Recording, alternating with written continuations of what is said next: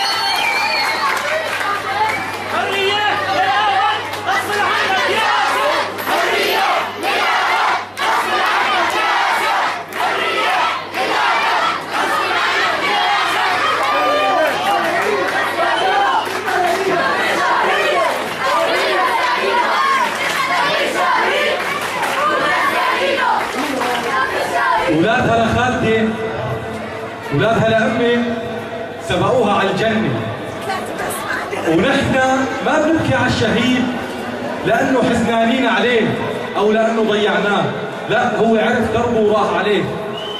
إن شاء الله دائما نحافظ على دمه وما نبيع هالدم.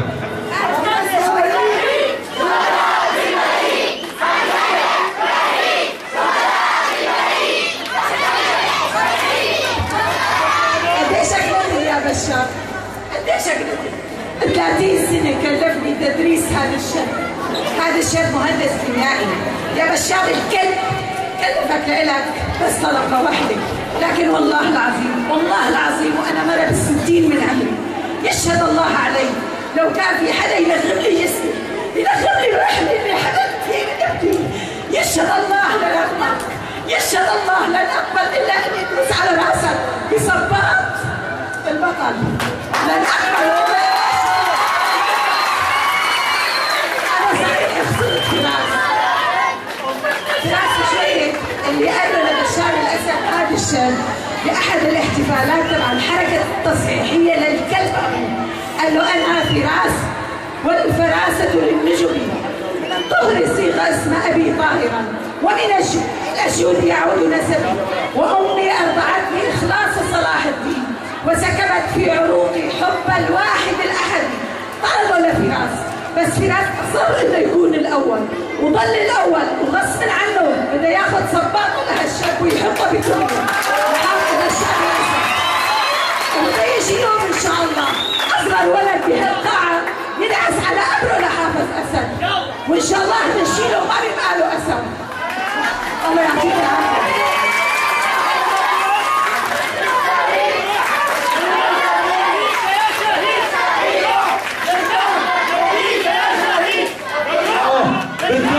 نفديك يا شهيد بالروح بالدم، نفديك يا شهيد بالروح بالدم، نفديك يا شهيد بالروح بالدم، نفدي سوريا، نفدي حرائرها، نفدي البنات الصغار قبل الكبار، نفدي شباب. شوية بشوية اللي مسميه النظام إرهابي وعم يشرب مخدرات، شوية كان عريس راح يجيب إجازته من فرع كفر سوسة يا ندل يا بشار، عم لقى عناصرك الأمن عم يغتصبوا بنت عمرها 13 سنة من درعا، رجع لورا وقطعهم كل واحد طلقة براسهم.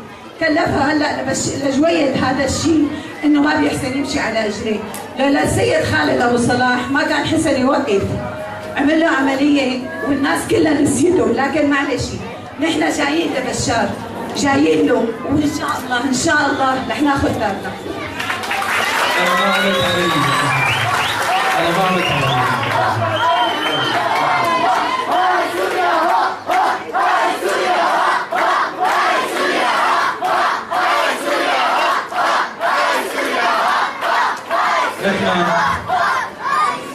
نحن كرمال الأطفال وكرمال أمهاتنا اجينا لهم،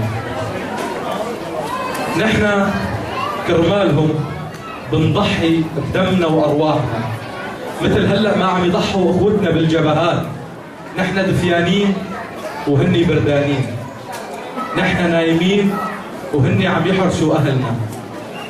بدنا نوجه لهم كل تحية، ومو مثلنا اللي بينظر عليهم، مو مثلنا.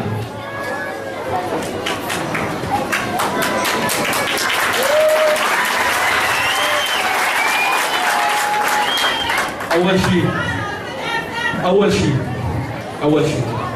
والله كل هالصبر بنحتسبه عند رب العالمين، والله كل اللي عم نشوفه متفقين عليه، مو نحن المتفقين، كل المجتمع الدولي متفق عليه، وكل المجتمع الإقليمي متفق عليه، وكل إخوتنا العرب، وللأسف بعض من إخواننا السوريين.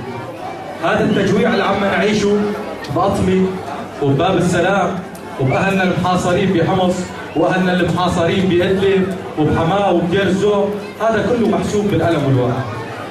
قصدهم يركعونا، قصدهم يجوعونا، قصدهم نتخلى عن مطالبنا، أو على الأقل ننزل بسقفنا شوي، نسامح بشار. ونحن بنقول لهم بعالي الصوت: والله لا تسوي دبلوماسية في سوريا، ولا حل سياسي، ولا خروج آمن للقاتل، لا لشيء حتى يبقى عدالة في هذا العالم. من قتل 60,000 شهيد لا يمكن أن يكون هناك مخرجا آمنا له. من شرد هؤلاء الأطفال السوريين هنا على الحدود السورية لا مخرج آمن له. لكل السياسيين السوريين نقول: إذا كان فيكم ذرة من ضمير أنجدوا أطفال أطمة وأنجدوا أطفال باب السلام. لتجار